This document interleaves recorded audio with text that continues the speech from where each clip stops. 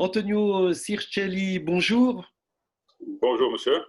Vous êtes le directeur de la Caisse d'épargne de Nyon et pour sa 191e année, la Caisse d'épargne de Nyon a performé des résultats en hausse, un bénéfice net de plus de 11%. Expliquez-nous sur quoi repose cette réussite pour l'année 2019. Écoutez, je crois que le principal élément, c'est la fidélité de nos clients. On fonctionne énormément par le bouche à oreille. Et disons que l'année passée, ça a continué à progresser. Et grâce à cette clientèle-là, on a pu maintenir une bonne activité au niveau des crédits, mais aussi ce qui nous aide par rapport à nos résultats.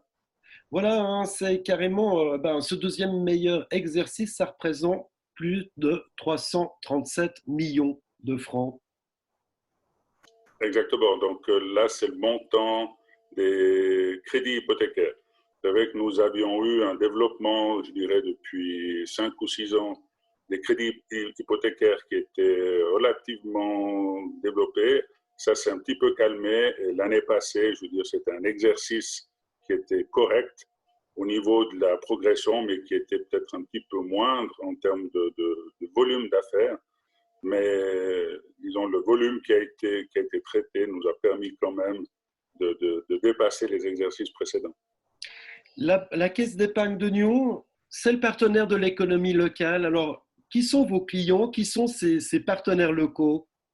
Alors écoutez, nous avons, je dirais, principalement de la clientèle privée, hein, des habitants du district. Plus de 80% de nos clients sont des habitants de Nyon et environ. Et au niveau de la clientèle commerciale aussi, nous avons beaucoup de commerçants de Nyon, de la ville de Nyon, du quartier. Je veux dire, c'est un petit peu le tissu économique qui est représenté parmi notre clientèle. Ça va de la petite PME aux entreprises même un petit peu plus importantes. Être partenaire de l'économie locale, ça implique aussi des responsabilités, surtout en cette période de coronavirus. Comment vous vivez cette crise sanitaire? Alors écoutez, au niveau de l'interne, déjà, nous avons, pour maintenir l'activité, puisque le Conseil fédéral n'a pas ordonné aux banques de fermer nos guichets, donc nous sommes restés ouverts depuis le 17 mars. Par contre, à partir de cette date-là, nous fonctionnons en télétravail un jour sur deux. Et depuis le 25-26 mars, date des arrêtés fédéraux et des aides qui ont été contractées mis à disposition par la Confédération. Donc, on contribue à soutenir les commerçants qui ont des problèmes de liquidité en accordant donc des crédits qui sont couverts par le cautionnement de la Confédération. Justement, mais alors vous l'avez dit, hein, vos clients, c'est tant des petits commerçants que des individuels. Comment vous voyez l'avenir pour votre clientèle? Alors, je pense qu'il y aura quelques mois qui vont être difficiles, hein, puisqu'on voit que depuis aujourd'hui ou hier, disons depuis cette semaine, donc certains acteurs ont pu recommencer leur activité, mais je pense que voilà, jusqu'en automne, voire en fin d'année, ce sera relativement difficile. Et le chiffre d'affaires qui est perdu pour certains d'entre eux sera difficilement récupérable. Donc, notre rôle, c'est de les accompagner pendant ces moments-là, que ce soit en décalant certaines échéances d'amortissement, notamment des choses comme ça, ou en fournissant des aides complémentaires en termes de liquidité. Ces prêts à taux zéro accordés par la Confédération, ils sont renégociables d'année en année. Pour vous, comment vous voyez ça? Est-ce que vous allez garder ces taux zéro ou bien vous allez partir dans une logique justement de renégociation?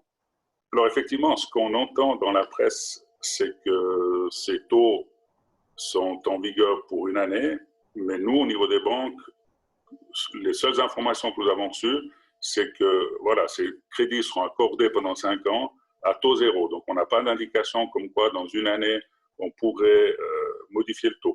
La seule chose, c'est que dans une année, ce qu'on nous a demandé au niveau de l'Association suisse des banquiers, c'est de laisser un petit peu de liberté aux gens pendant une année, c'est-à-dire jusqu'à fin mars 2021, sans amortissement, et puis à partir de 2021, discuter d'un plan d'amortissement, étant entendu que ces crédits doivent être remboursés dans un délai de 5 ans à partir d'aujourd'hui. Alors ça, c'est pour les clients de la Caisse d'épargne de Nyon, mais pour la Caisse d'épargne en elle-même, quelle sera l'incidence de cette crise, peut-être sur votre chiffre, votre développement? Comment vous voyez ça? Alors écoutez, effectivement, ce qui n'est pas expliqué au niveau du Conseil fédéral, puisque je rappelle, le 25 mars, notre conseiller fédéral, M. Maurer, expliquait à la population que les banques allaient intervenir, ou que la Confédération allait intervenir, et effectivement, c'est par l'intermédiaire des banques. Je veux dire que pour l'instant, toutes ces aides, ce sont sur les liquidités des différentes banques qui ont été mises à disposition des clients commerciaux. Donc effectivement, sur cette année, on aura peut-être au niveau des marges d'intérêt du fait de ces crédits-là, une marge d'intérêt qui sera quelque peu réduite, mais l'incidence sera minime, puisqu'à notre niveau, les volumes ne sont pas comparables à ceux des grandes banques. Donc pour nous, l'incidence, elle sera très petite. Mais quand même une incidence à surveiller. J'imagine que vous allez regarder la situation, voir son évolution. On va terminer cette interview sur une autre note positive qui arrive pour la Caisse d'épargne de Nyon, puisque vous intégrez le régime des petites banques. Vous faites partie des 64 heureuses élues sur les 200 banques que compte notre pays. Expliquez-nous en quoi consiste ce régime des petites banques. Alors, depuis 2008 ou 2009, donc date de la crise financière, je crois que la FINMA a établi environ 23 000 pages de directives pour l'ensemble des banques pour renforcer, je veux dire, la sécurité des clients. Et les petites banques en ont été les principales victimes, donc petites banques dont nous faisons partie. Ce qui veut dire que les fonds propres ont été améliorés, les ratios de liquidité, différentes contraintes.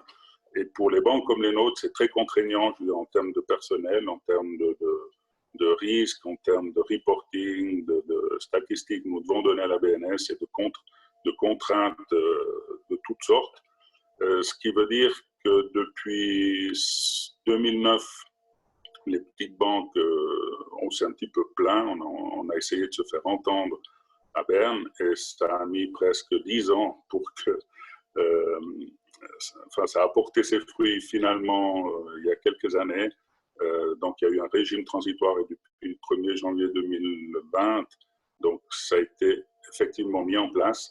Ça veut tout simplement dire que certaines contraintes, ce ne sont pas des allègements réglementaires, mais uniquement des facilités au niveau de calcul de certains ratios. C'est-à-dire qu'en termes de risque, ça ne change rien, on devra être toujours autant capitalisé, avoir toujours autant de liquidités, mais certaines communications vis-à-vis de la FINMA ou de la BNS seront simplifiées.